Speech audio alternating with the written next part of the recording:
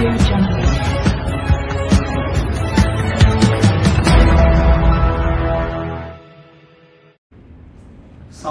जोड़ दो।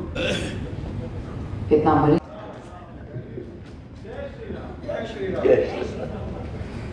आजकल लोग जय सिया राम भी बोल रहे हैं। जय सिया राम। श्री हरिओम फिल्म्स लोखंडवाला मुंबई द्वारा आयोजित दीपावली स्नेह मिलन एवं सीरियल फर्स्ट लुक पोस्टर लोकार्पण the great mock Swami Vivekananda के इस गरिमामयी कार्यक्रम में मैं आप सब लोगों का स्वागत करता हूं, अभिनंदन करता हूं। यहाँ उपस्थित मंच पर हमारे मित्र श्री अमरजीत मिश्र जी और हमारे दूसरे मित्र जो जयपुर के ही हैं और आप लोगों के बीच में बहुत अधिक प्रसिद्ध भी है। काफ़ी इन्होंने फिल्मों का वितरण किया है, उस जगत में भी इनका विशेष नाम है। ऐसे श्रीमान कमल मुकुट जी, ये हमारे जयपुर के रहने वाले हैं, हमारे श्री नरेंद्र जी और हमारे स्वामी जी, जिन्होंने गणेश वंदना की। ये हमारे यहाँ राजभवन में अपने सुर से लोगों को बहुत ही मोहित किया था। अभिजीत जी, इन्होंने आज गणेश वंदना करके फिर से उसी प्रकार की स्थिति का निर्माण हम लोगों के हृदय में किया है। ऐसे श्री अभिजीत जी, हमारे जो कवि जी हैं जो हमारे बारे में कुछ बोले हैं, दुबई के हैं, कौन है? महेश जी, हमारे यहाँ अग्र पंक्ति में बैठे हुए सभी सम्मानित महानुभाव, बाकी के सभी हमारे सम्मानित महानुभाव और विवेकानंद सीरियल में जिन्होंने काम किया या कर रहे हैं, जिनका मैंने स्वागत भी किया है, ऐसे सम्मानित सभी अभिनेता और अभिनेत्रीगण, हमारे पूर्व विधायक और कॉर्पोरेटर जिन्होंने अभी आकर सम्मान किया है, ऐसे सभी बंधुगण, हमारे जिलाध्यक्ष जी बैठे हुए हैं, अरुण जी, और यहाँ उपस्थित सभी गणमान्य जन, बहनों, हमारे पत्रकार मित्रों अगर कोई हैं तो, और छायाकार बंधु,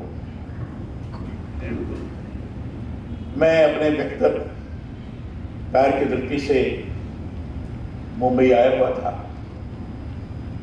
कृष्णा जी को जानकारी हुई तो इन्होंने इस कार्यक्रम का आयोजन किया, जिसके लिए मैं कृष्णा जी का बहुत ही आभारी हूँ कि आप सब लोगों के बीच में दीपावली स्नेह मिलन के नाम पर मिलने का अवसर प्रदान किया और साथ ही साथ विवेकानंद सीरियल के पोस्टर के लोकार्पण के दृष्टि से भी यहाँ आयोजन किया। मुझे बड़ी प्रसन्नता हुई जब पता लगा कि विवेकानंद जी पर एक सीरियल बना रहे हैं।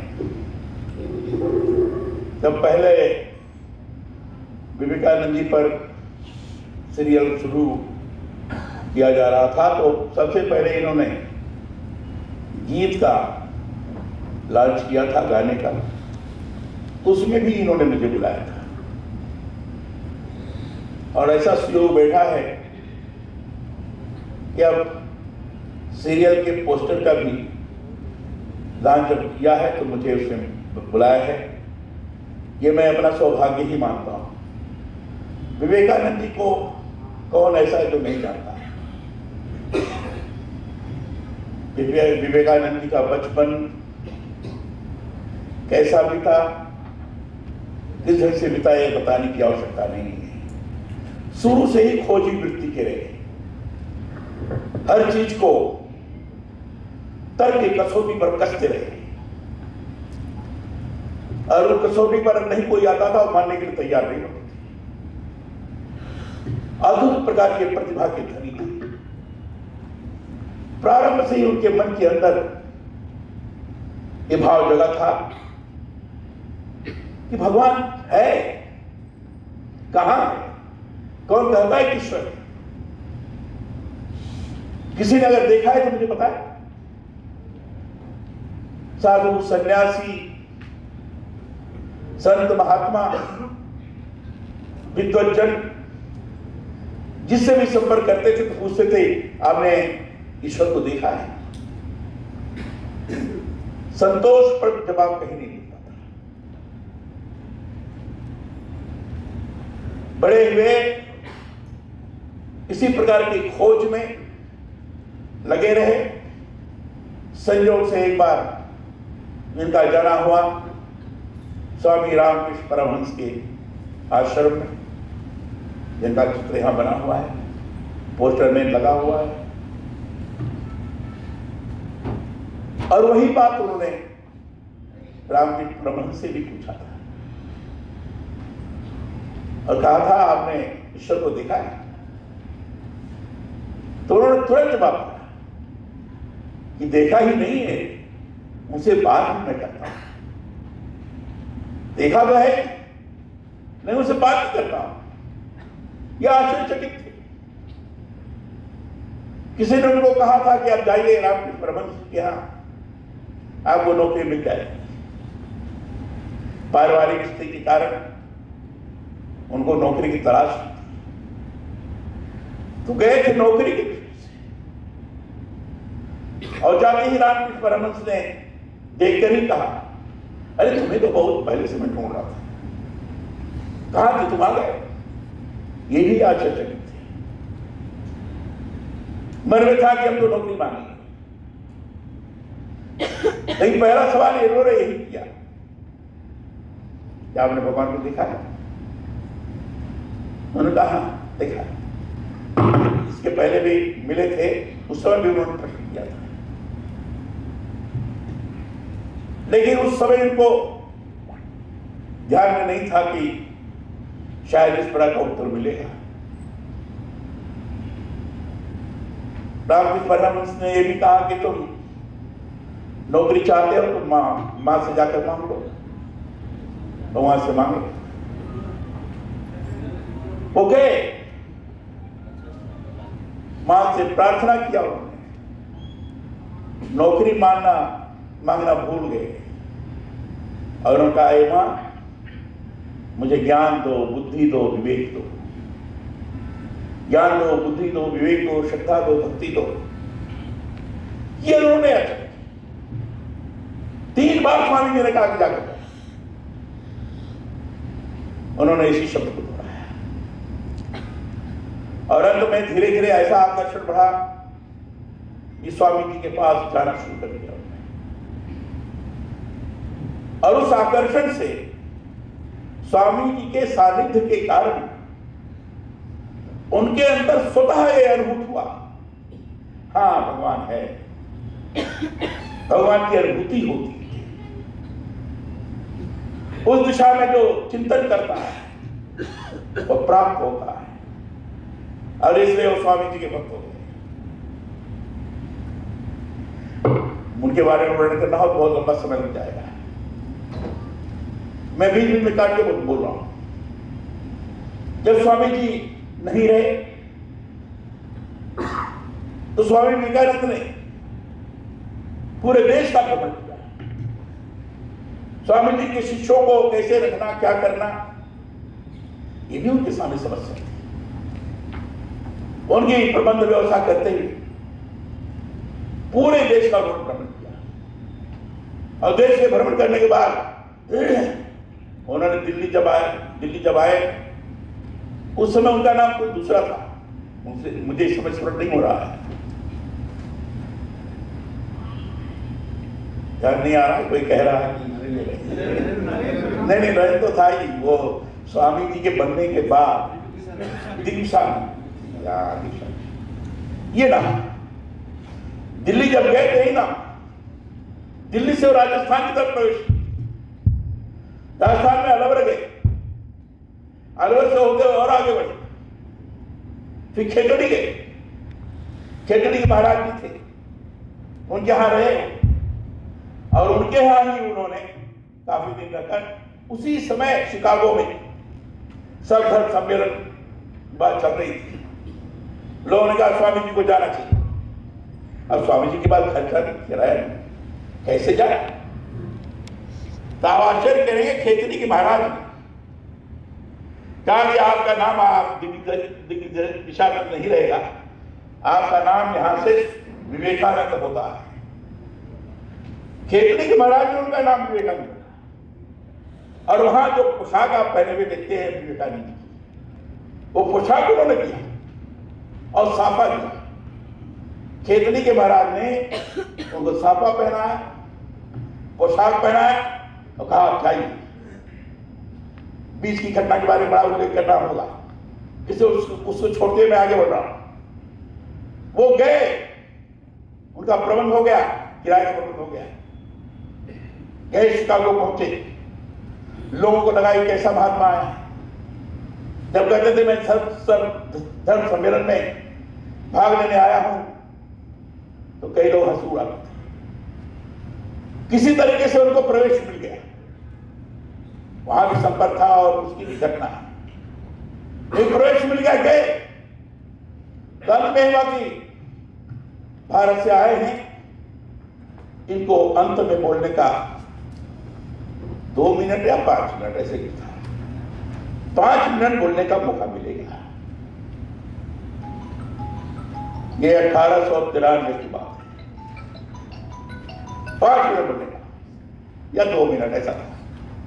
अब आश्चर्य करेंगे, 2 मिनट जो उन्होंने भाषण किया, उस भाषण ने लोगों को इतना आकर्षित किया, इतना लोग सम्मोहित हुए कि उन्होंने कहा और बोलो। नहीं, और बोल करके जब भाषण समाप्त किया, पहले तो इसलिए उनको बोलने का मौका दिया गया कि भारत के आए हैं भाई, इनको भी थोड़ा सा मौका दे दो। अंत में दया से अभिभूत होकर किया लोगों, लेकिन बाद में जब सम्मेलन में चर्चा चली तो सभी लोगों के बोलने के बाद स्वामी विवेकानंद को इसलिए बुलाया जाता था कि इनको सुनने के लिए भीड़ बनी रहेगी, इसलिए इनको अंत में बोलने दिया जाए। अद्भुत था। बोलते क्या थे? हिंदुत्व पर बोलते, ब्रह्मांड पर बोलते। हिंदुत्व ही जीवन का दर्शन है, पूरे विश्व को प्रदान कर सकता है। हिंदुत्व के अंदर ही सभी धर्म समाहित है। हिंदुत्व किसी का विरोधी नहीं है। अरे आह्वान करते हुए आगे बढ़ते गए, कोई धर्म आलोचना योग्य नहीं है, लेकिन बाकी के धर्म अगर किसी की आलोचना करते हैं तो वो भी योग्य नहीं है। और इसलिए उनका सनातन धर्म हिंदुत्व ये सबके लिए, सब इसमें समाहित, सभी के लिए प्रेरणा प्रदान करने वाला हिंदुत्व है। और फिर लगातार उनकी मांग बढ़ती। अमेरिका में अनेक स्थानों पर विभिन्न विषयों पर, केवल सनातन पर ही नहीं, वैदिक काल में पढ़ाई कैसी होती थी, शिक्षा की दिशा क्या होनी चाहिए, सामाजिक नीति कैसी होनी चाहिए, आर्थिक व्यवस्था कैसी होनी चाहिए, विभिन्न विषयों पर उनका उद्गार होता था और लोग उसे बड़ा ध्यान से सुनते थे। जब लोगों को लगने लगा कि अरे स्वामी विवेकानंद के नाम पर इस तरीके से जनता आ रही है, तो यूरोप के देशों में भी बुलाना शुरू किया। इंग्लैंड में तो एक विषय रख करके उनको बुलाया गया, शिक्षा के ऊपर बोलने की बात कही। शिक्षा पर जो उन्होंने भाषण किया, कहते हैं कि ऐसा भाषण न भूतो न भविष्य। इस तरह का भाषण बड़े बड़े शिक्षाविद उनके पास आने शुरू, तो सभी ज्ञान के सभी क्षेत्रों में अद्भुत प्रकार की पकड़, इस प्रकार की प्रतिभा स्वामी विवेकानंद के अंदर, और सबका आधारभूत दर्शन हिंदुत्व। आधारभूत दर्शन हिंदुत्व का, इसके अंतर्गत सारी चीजें समाहित है। यह उन्होंने पूरे विश्व के अंदर स्थापित करके दिखाया। कहते थे नौजवान को अपनी शरीर ठीक रखो, स्वास्थ्य ठीक रखो, और स्वास्थ्य ठीक रहने तो कभी कभी लोग कहते थे एक बार गीता मत पढ़ो, फुटबॉल खेलने जाओ, फुटबॉल खेलो, स्वास्थ्य को ठीक रखो, स्वस्थ तन रहेगा तो स्वस्थ मस्तिष्क का विकास होगा। जब लगातार युवकों को कहा युवा पश्चिमी देशों के संस्कृति में न रम जाए, इसलिए भारतीय संस्कृति को प्राथमिकता देते हुए जहां है हम हैं स्थानीय आधार पर भी उनकी सभ्यताओं को उसके साथ जोड़ते हुए हम चले, ताकि हर दृष्टि से समाज के लोगों को लगे कि हमारे साथ है, हमारे साथ जुड़ा हुआ। यह स्वामी विवेकानंद का कर्तृत्व था। के साथ छेड़छाड़, हिंदुत्व को गलत तरीके से परिभाषित करने का प्रयास, संकीर्ण दृष्टि दिखाने की कोशिश, यह बड़ा खतरनाक है। अपनी भारतीय परंपरा, भारतीय संस्कृति संगे लेकर करता। जो लोग इस भाषा का प्रयोग करते हैं और कहते हैं संविधान परक नहीं है, मैं उनको कहना चाहता हूं संविधान को ठीक से पढ़ो। अभी मैंने प्रियम्बल आपको सामने पढ़ा। प्रियम्बल के अंदर हम भारत के लोग, ये पहला शब्द है। हम भारत के लोग माने सभी लोग आ गए, सभी पंथ के आ गए, सही संप्रदाय के आ गए, सब एक साथ जुड़कर काम करें। व्यक्ति की गरिमा बनी रहेगी, स्थापित रहेगी, लेकिन व्यक्ति के अंदर का सामूहिक प्रभाव, सामूहिक भाव जागृत होता रहेगा। इसको साथ में लेके चलो, किसी पंथ से भी द्वेष मत करो। ये सारी बातें यही तो सनातन है। और मूल संविधान की प्रति आप देखेंगे तो पहले ही पन्ने पर कमल का फूल है, वो है पहले पन्ने पर। और हर संविधान 22 भाग हैं। हर संविधान के हर भाग के पहले भारतीय सभ्यता और संस्कृति का प्रतीक के रूप में उकेरा गया है। नंदलाल बोस जो शांति निकेतन के बड़े कलाकार थे, उन्होंने चित्रकारी की। उदाहरण के तौर पर जैसे मोहनजोदड़ो हड़प्पा की खुदाई, उसमें जो पुल मिला है वह बहुत बड़ा, एकदम जोरदार। तो पहले भाग में जो संविधान के एकात्मक फेडरल गवर्नमेंट की कल्पना की गई है, उसमें पुल को दिखाया गया, संदेश दिया गया है कि फेडरल गवर्नमेंट तो होगी लेकिन केंद्र मजबूत रहेगा और इसके आधार पर पूरी मजबूती पूरे देश की बनी रहेगी और लोकतांत्रिक प्रक्रिया समुचित तौर पर संचालित होगी, संदेश दिया गया है। किसी भाग के पहले गुरुकुल का रखा गया है। फंडामेंटल राइट्स के पहले जो चित्र उकेरा गया है, भगवान राम, लक्ष्मण, सीता अयोध्या को बने, अर्थात भगवान राम को मर्यादा पुरुषोत्तम राम, इन्होंने अपने कर्तव्य का दृढ़ता के साथ पालन किया और कर्तव्य से ही अधिकार की स्थिति का निर्माण होता है, इसको दर्शाया। डायरेक्टिव प्रिंसिपल के पहले जो चित्र दिया गया है और भगवान कृष्ण अर्जुन को संदेश दे रहे हैं। गीता का संदेश यही है, कानून अच्छा बनना चाहिए और कानून के आधार पर उसका इंप्लीमेंटेशन भी अच्छा होना चाहिए, तब समाज चलेगा। एक एक करके आप देखेंगे, महापुरुषों का भी है, छत्रपति शिवाजी महाराज का है, गुरु गोविंद सिंह का भी है, अकबर का भी है, विक्रमादित्य महाराज का भी है, सबका चित्र है। अंतरिक्ष का भी है, हिमालय का भी है, बृहस्पतियों का भी है। उसको देखने के बाद, संविधान को देखने के बाद लगता है कि तो भारतीय संस्कृति और सभ्यता से ओतप्रोत हमारा भारत का संविधान है। ऐसे ग्रंथ ऐसा है जो किसी भी धार्मिक ग्रंथ से पवित्र है, इससे ज्यादा ही पवित्र है। ये जरूर रखा गया। अब इसकी आवश्यकता स्वामी विवेकानंद को अगर हम आचरित करते हैं तो संविधान के अनुसार जो संविधान उस व्यापकता को प्रकट करने में सक्षम है, उसको हमें ग्रहण करना चाहिए।